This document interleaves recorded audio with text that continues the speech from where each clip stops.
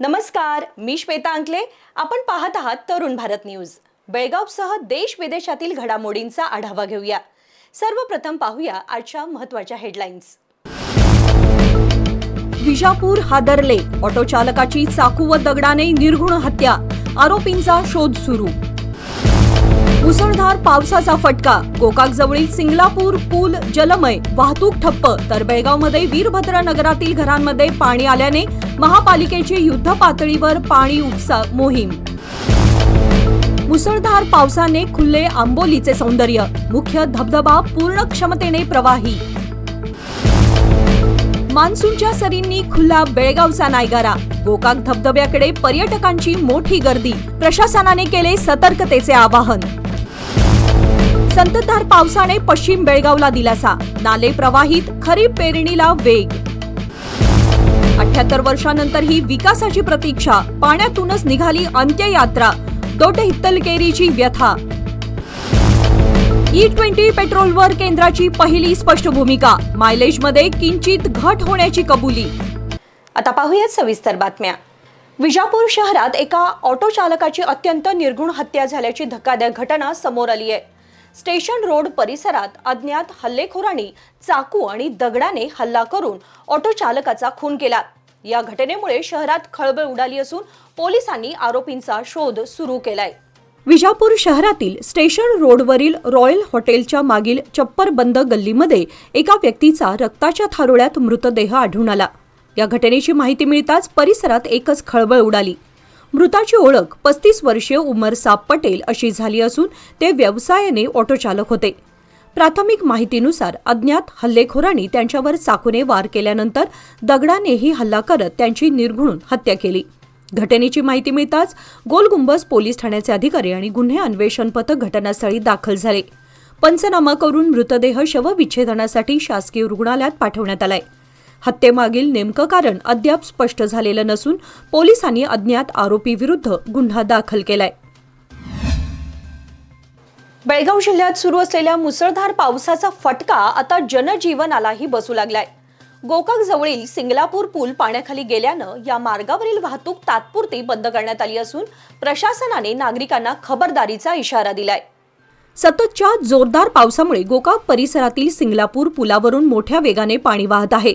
पुलावर पाणी आल्यानं वाहनांची वाहतूक पूर्णपणे ठप्प झाली असून सुरक्षिततेच्या कारणास्तव या मार्गाचा वापर टाळण्याचे आवाहन प्रशासनाने केले.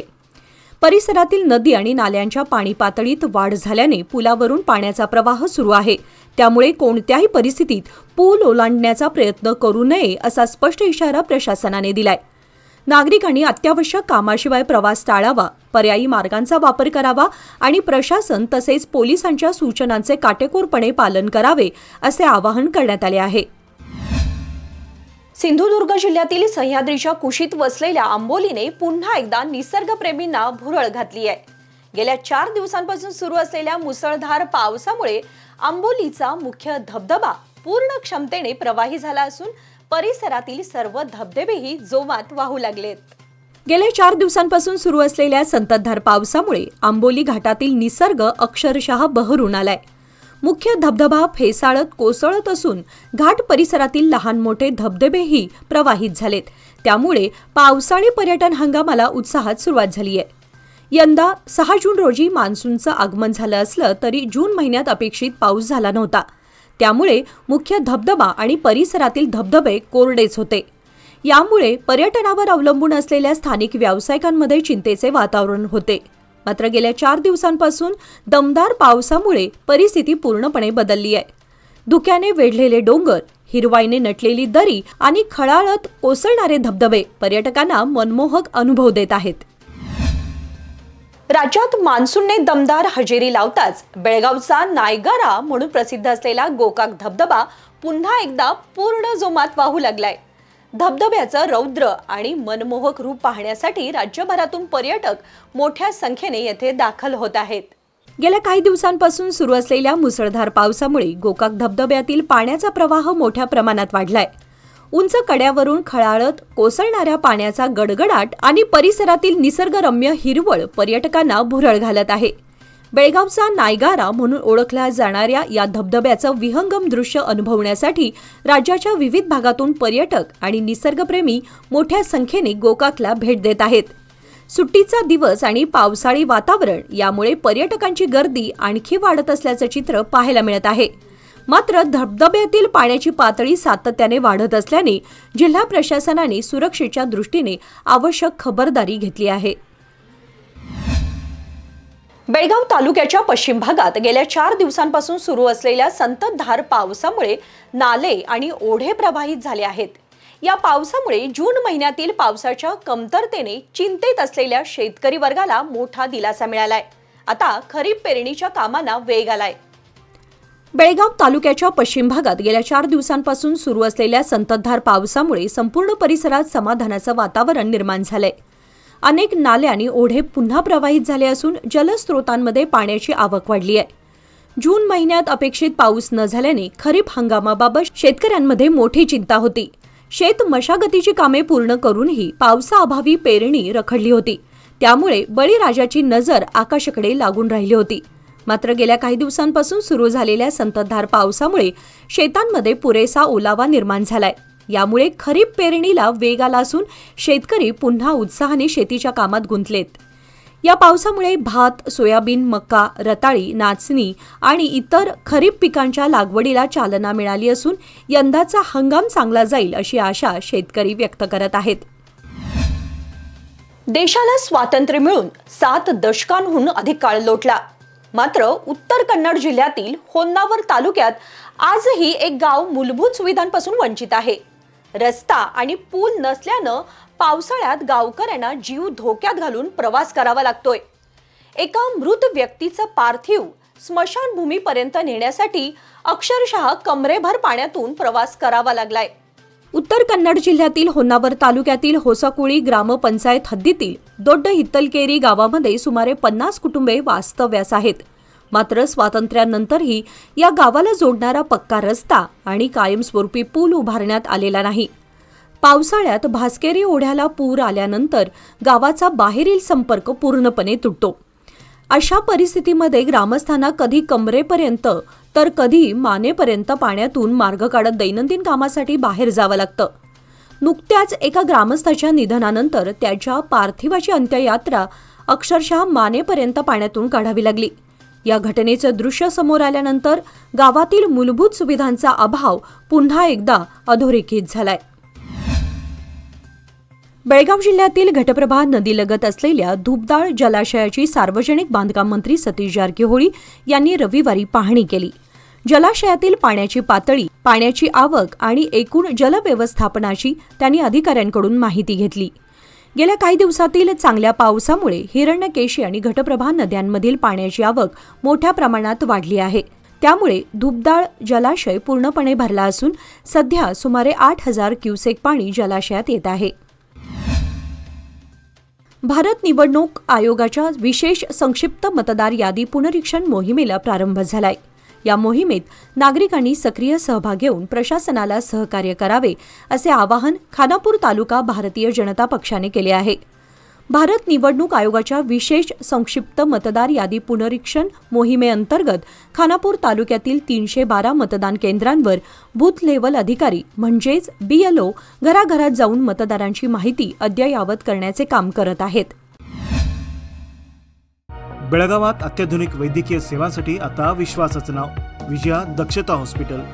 24 तास अतिदक्षता विभाग, जनरल मेडिसिन, सर्जरी, डायलिसिस, प्रसूती सेवा, बालरोग, अस्थिरोग, न्यूरोलॉजी, कॅन्सर सर्जरी आणि अनेक सुपर स्पेशालिटी सुविधा सर्व एकाच ठिकाणी.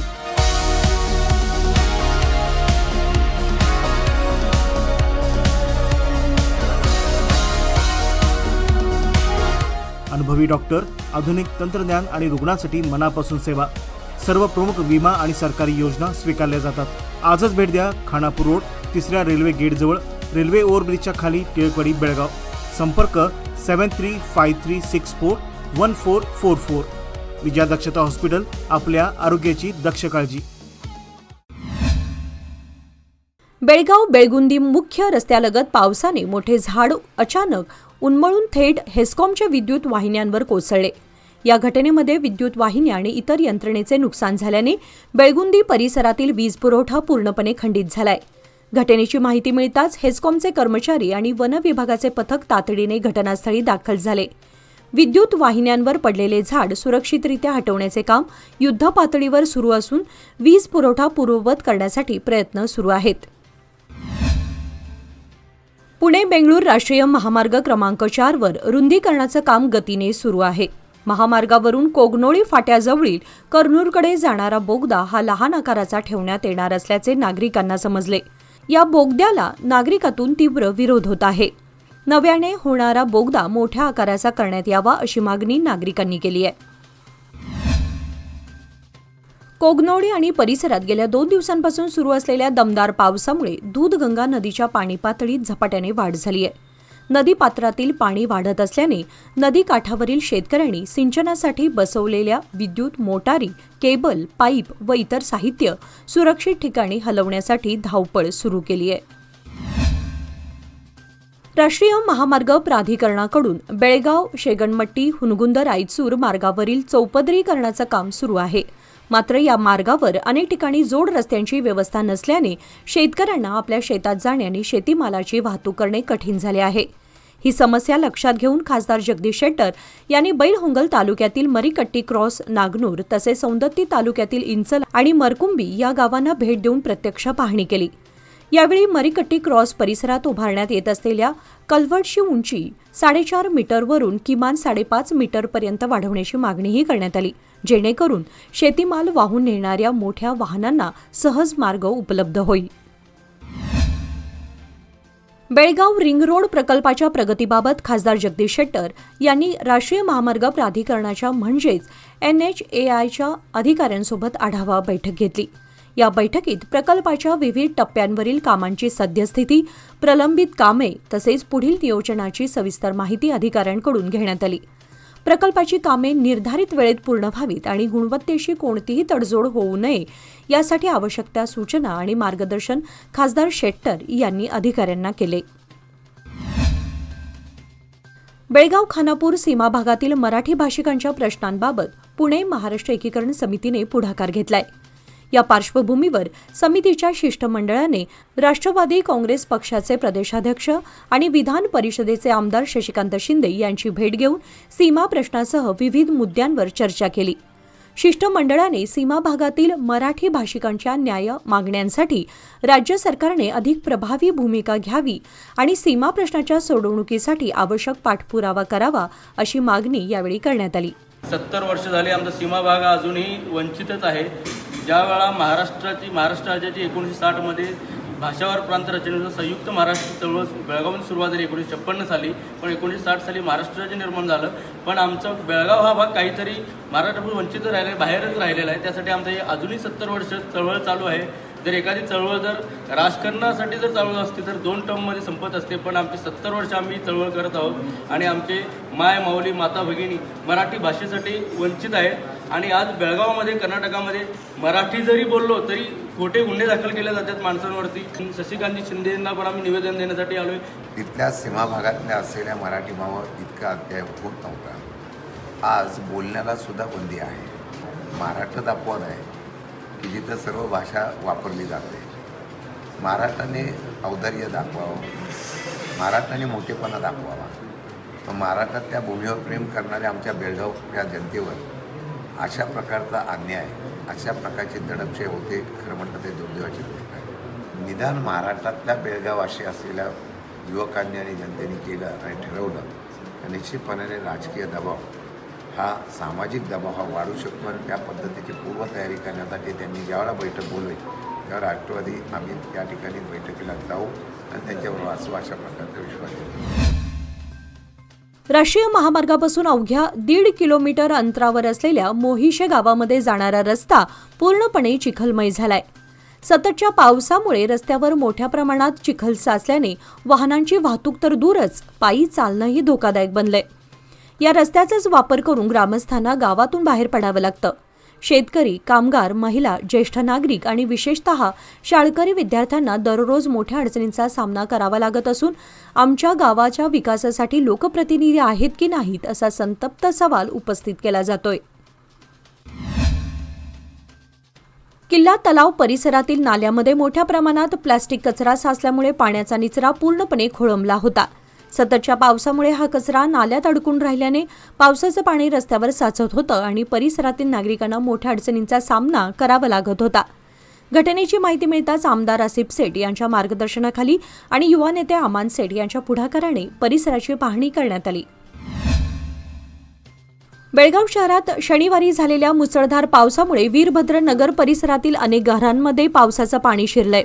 घरात साठवलेलं धान्य, घरगुती वस्तू आणि इतर साहित्य पाण्यात भिजून मोठे नुकसान झाले आहे. अचानक घरात पाणी शिरल्याने रहिवाशांना मोठा त्रास सहन करावा लागला. दरम्यान शहरातील विविध भागांमध्ये पाणी साचल्याने वाहतुकीवरही परिणाम झाला. परिस्थितीचे गांभीर्य लक्षात घेऊन महापालिकेने तातडीने पाणी उपसा मोहीम सुरू केली आहे. साचलेले पाणी टँकरच्या सहाय्याने उपसण्यात येत असून महापालिकेचे कर्मचारी रेनकोट परिधान करून गुडघाभर पाण्यात उतरून पाईपद्वारे टँकरमध्ये पाणी उपसण्याचे काम केले. व्यवसाय वाढवायचा असो वा कुटुंबाची गरज भागवायची, सादर आहे लोकमान्य गोल्ड लोन. माफक प्रक्रिया शुल्क आणि कमीत कमी कागदपत्रांसह तात्काळ मंजुरी. लोकमान्य गोल्ड लोन प्रत्येक कुटुंबासाठी, प्रत्येक व्यवसायासाठी. अधिक माहितीसाठी आमच्या नजीकच्या शाखेला भेट द्या किंवा कॉल करा 1800212450. नियम व अटी लागू. कारवारहून उडपीकडे जात असताना अंकोला तालुक्यातील वरदराज हॉटेलजवळ मंत्री युटी खादर यांच्या ताफ्यातील एस्कॉर्ट वाहनाला समोरून आलेल्या स्कूटरची धडक बसली. या अपघातात संदीप नाईक हा युवक गंभीर जखमी झाला. घटनेनंतर मंत्री युटी खादर यांनी तात्काळ मानवतावादी भूमिका घेत जखमी युवकाला विलंब न लावता रुग्णालयात दाखल करण्याच्या सूचना दिल्या. त्याच्यावर त्वरित उपचार सुरू करण्यात आले असून त्याची प्रकृती स्थिर असल्याची माहिती मिळत आहे. बेळगाव महानगरपालिकेच्या वतीने भवानीनगर परिसरात विशेष स्वच्छता आणि झाडेझुडपे छाटणी मोहीम राबवण्यात आली. पावसाळ्यामुळे रस्त्याच्या दुतर्फा वाढलेल्या झाडेझुडपांमुळे वाहन चालकांनी पादचाऱ्यांना मोठ्या अडचणींचा सामना करावा लागत होता. याशिवाय गटारांवर वाढलेल्या झुडपांमुळे पावसाच्या पाण्याचा निचरा अडथळीत होत होता. त्यामुळे पाणी साचण्याची समस्या निर्माण झाली होती. ही परिस्थिती लक्षात घेऊन स्थानिक लोकप्रतिनिधींच्या पुढाकाराने महापालिकेने विशेष मोहीम हाती घेतली. महापालिकेच्या कर्मचाऱ्यांनी रस्त्यालगतची वाढलेली झाडेझुडपे हटवून मार्ग मोकळा केला. तसेच गटारांमधील अडथळे दूर करून पाण्याचा निचरा सुरळीत केला. आंतरजातीय विवाह करून संसार थाटलेल्या एका महिलेवर आज आपल्या मुलीच्या शिक्षणासाठी आणि आवश्यक शासकीय प्रक्रियेसाठी संघर्ष करण्याची वेळ आली आहे. महिलेचा पती सध्या पहिल्या मुलीच्या हत्येप्रकरणी शिक्षा भोगत असून बेळगावच्या हिंडलगा केंद्रीय कारागृहात आहे. दरम्यान दुसऱ्या मुलीच्या शिक्षणासाठी तसेच SIR प्रक्रियेसाठी पतीच्या आधार कार्डाची प्रत आवश्यक असल्याने संबंधित कागदपत्र मिळवण्यासाठी महिला गदग होऊन बेळगावला वारंवार येत असल्याचं समोर आलंय.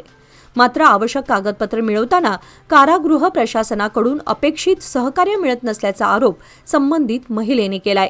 त्यामुळे मुलीच्या शिक्षणासाठीची प्रक्रिया रखडत असल्याचंही तिनं सांगितलं. राष्ट्रीय महामार्गांवर नियमबाह्य पद्धतीने दीर्घकाळ वाहने उभी केल्यामुळे वाहतुकीस अडथळा निर्माण होतो आणि अपघातांचा धोका वाढतो. ही बाब लक्षात घेऊन भारतीय राष्ट्रीय महामार्ग प्राधिकरणाने देशभरात विशेष सर्वेक्षण केलं आहे. या सर्वेक्षणात देशभरातील 595 अनधिकृत पार्किंग स्थळांची नोंद करण्यात आली असून त्यापैकी 20 ठिकाणे कर्नाटकात आहेत. बेळगाव जिल्ह्यात एका धोकादायक अनधिकृत पार्किंग स्थळाची नोंद करण्यात आली आहे. बिजगर्णी ग्रामपंचायत अंतर्गत येणाऱ्या कावळेवाडी गावातील आनंद ओवळकर यांच्या घरासमोरील गटाराचं काम पूर्ण झाल्याची नोंद कागदोपत्री करण्यात आली आहे. मात्र प्रत्यक्षात हे काम अद्याप अपूर्ण असल्याचा आरोप सामाजिक कार्यकर्ते अखिल कांबळे यांनी केलाय. गटाराचं बांधकाम अर्धवट राहिल्यानं पावसाचं पाणी तसेच सांडपाणी थेट काही नागरिकांच्या घरात शिरत असल्याने स्थानिकांना मोठा त्रास सहन करावा लागतोय. या समस्येबाबत कावळेवाडीतील नागरिकांनी सुमारे महिन्याभरापूर्वी ग्रामपंचायतीकडे लेखी निवेदन देऊन तातडीने गटाराचं काम पूर्ण करण्याची मागणी केली होती. मात्र अद्याप कोणतीही ठोस कार्यवाही झालेली नसल्याचा आरोप ग्रामस्थांनी केलाय. नवी दिल्लीत आयोजित पत्रकार परिषदेत केंद्रीय पेट्रोलियम आणि नैसर्गिक वायूमंत्री हरदीप सिंग पुरी यांनी E20 पेट्रोलबाबत महत्त्वाची माहिती दिली. त्यांनी सांगितले की 20% इथेनॉल मिश्रित पेट्रोल वापरल्यामुळे वाहनांच्या मायलेजमध्ये काही प्रमाणात घट होऊ शकते. मात्र ही घट अत्यंत मर्यादित असेल आणि ती केवळ इथेनॉलमुळेच होत नाही.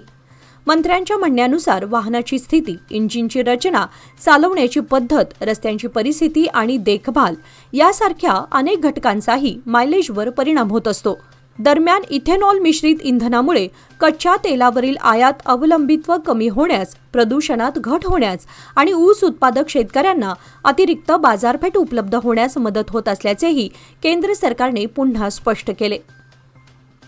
याचबरोबर आजच्या बातमीपत्रामध्ये वेळ झाली आहे आज इथेच थांबण्याची. ताज्या बातम्या आणि घडामोडींसाठी पाहत रहा तरुण भारत न्यूज चॅनल. तसेच आमच्या चॅनलला लाईक, शेअर आणि सबस्क्राईब नक्की करा. आणि विश्वासार्ह बातम्यांसाठी दररोज वाचा दैनिक तरुण भारत. धन्यवाद.